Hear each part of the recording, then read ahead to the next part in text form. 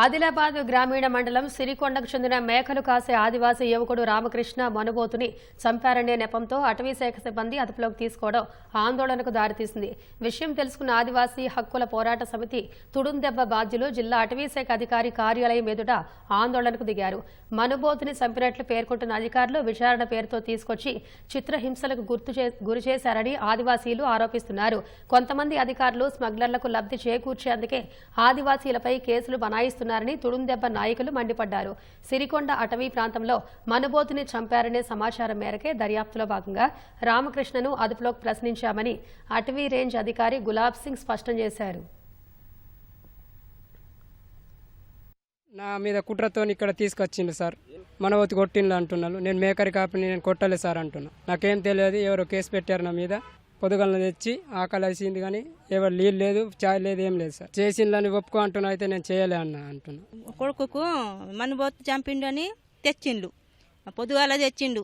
లేక నీళ్ళు లేక ఏమి లేక అట్లా తెచ్చిండు. మా కొడుకు అయితే మేకలు మెప్పుతున్నాడు. అది తప్పు చేయలేదు. అది మనుబోతు చేసి ఉంటుందో ఏం చేసి ఉంటుందో అటువంటి దందాలు లేదు సార్ మాకు.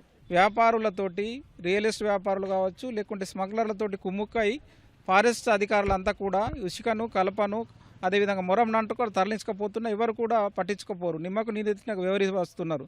కానీ వాళ్ళ అనుమానం పేరుతోటి ఒక అమాయక ఆదివాసీ దొంగలే దొంగలు అన్నట్లు ఇవాళ వ్యవహరించడం చాలా బాధాకరం. కాబట్టి రేంజర్ని రేంజ్ ఆఫీసర్ను డిఎఫ్ఓని ఇద్దరు కూడా ఇక్కడ నుండి సస్పెండ్ చేయాలి. బేషరత్తుగా ఆదివాసీలకు క్షమాపణ చెప్పాలి. వాళ్ళ మీద ఎస్సీ అట్రాసిటీ కేసులు నమోదు చేయాలి. చేయకపోతే మరో తారా ఉద్యమాన్ని ఇక్కడ చేపడతాం. అతన్ని తీసుకొచ్చి జస్ట్ మేము విచారించడానికి ఆదిలాబాద్లోని ఫారెస్ట్ రేంజ్ కార్యాలయానికి 11:30కి తీసుకొచ్చిన వెంటనే ఆదివాసీలు వచ్చేసి మా వాళ్ళను చిత్రహింసలు పెడుతున్నారు, మమ్మల్ని వేధింపులకు గురి చేస్తున్నారని లేనిపోని అభాండాలు వేస్తున్నారు. దాంట్లో ఎలాంటి నిజం లేదు.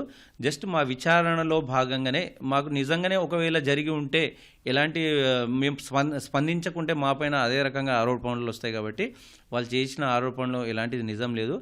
ఈ అటవీ విచారణలో భాగంగా అందరూ సహకరించాలని కోరుతున్నాము. ఆదివాసులైనా ఎవరైనా కానీ మనము చట్టానికి లోబడి పనిచేయాల్సి ఉంటుంది. కాబట్టి దయచేసి వాళ్ళు చేస్తున్న ఆరోపణలో ఎలాంటి నిజం లేదు.